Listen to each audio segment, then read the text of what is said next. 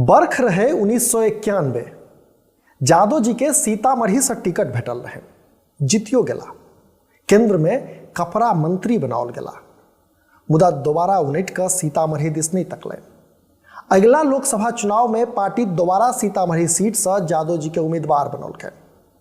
जादव जी अचकन मचकन लगा कर कलेक्ट्रेट पर्चा भर पहुँचला, मुदा स्थानीय जनता सब मिल कर साहबक स्वागत जे कलकैन से ओह पूछू नहीं।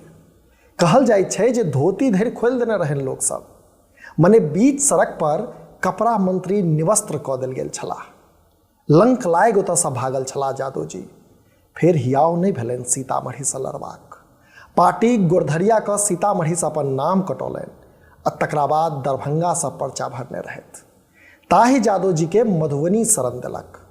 एक बेर नहीं, दू बेर नहीं, कुल्लम 4 बेर संसद पठौलक, मुदा हुनका लेखे धैन से अपने थाकि गेला तब परिवारक विरोधी मने मोदी परिवारक सदस्य अर्थात अपन निजगुत पुत्र के मधुबनी सीट पुस्तैनी संपत्ति जका दिया दिलनि।